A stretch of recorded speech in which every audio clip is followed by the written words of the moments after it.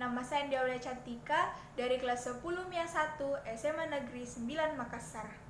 Di video ini, saya akan menjelaskan tentang daur air. Daur air atau yang disebut juga dengan siklus hidrologi adalah sirkulasi air dari atmosfer menuju bumi lalu kembali lagi ke atmosfer. Daur air melalui beberapa tahapan seperti evaporasi, kondensasi, presipitasi, dan infiltrasi. Seperti yang kita ketahui, bumi adalah planet yang permukaannya terdiri dari lautan dan daratan. Sumber-sumber air di muka bumi sendiri sangatlah beragam, seperti laut, sungai, danau, dan lain sebagainya. Jadi, tidak mengherankan bila banyak yang penasaran dengan siklus hidrologi. Di sini, saya telah membuat skema daur air yang melalui beberapa tahapan. Adapun tahapan daur air yang pertama adalah penguapan. Penguapan sendiri terbagi atas beberapa jenis. Yang pertama, evaporasi. Evaporasi adalah proses penguapan air yang ada di permukaan bumi seperti sungai, danau, dan laut yang disebabkan karena adanya energi panas dari matahari. Jenis yang kedua adalah transpirasi. Transpirasi adalah uap air yang keluar dari stomata sebagai hasil dari fotosintesis tumbuhan. Dan jenis yang ketiga adalah sublimasi. Sublimasi adalah proses penguapan yang berasal dari lapisan-lapisan es di kutub, baik dari kutub selatan maupun dari kutub utara, yang langsung menjadi uap air tanpa mengalami fase cair. Di skema daur air yang telah saya buat, saya mengambil jenis penguapan evaporasi, yaitu air laut yang menguap menjadi uap air. Tahapan kedua adalah pengembunan atau kondensasi.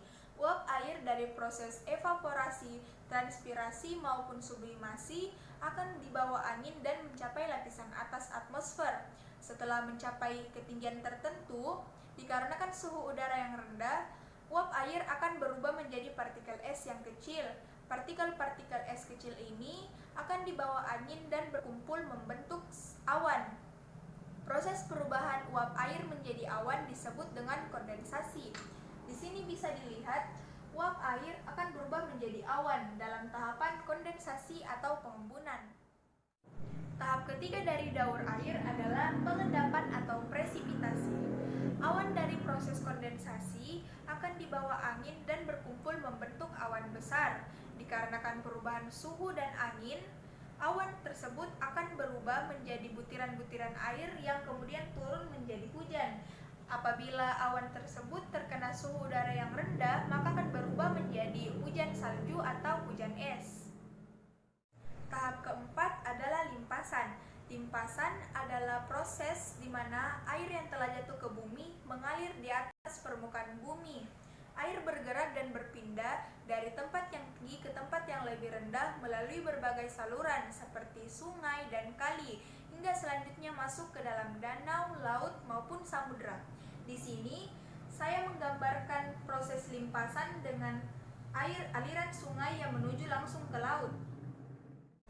Tahap kelima dari daur air adalah peresapan atau infiltrasi. Di samping terjadi limpasan, air hujan yang turun ke permukaan bumi juga masuk ke dalam tanah.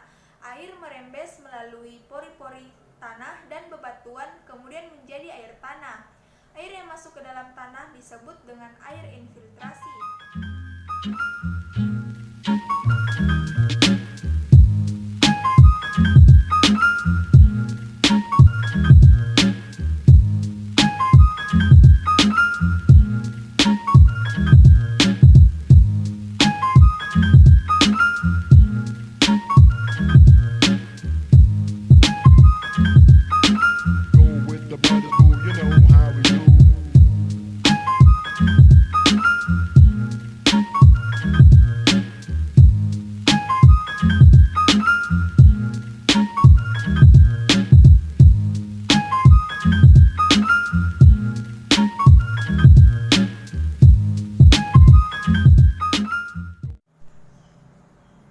Itulah tadi penjelasan saya tentang daur air atau siklus hidrologi.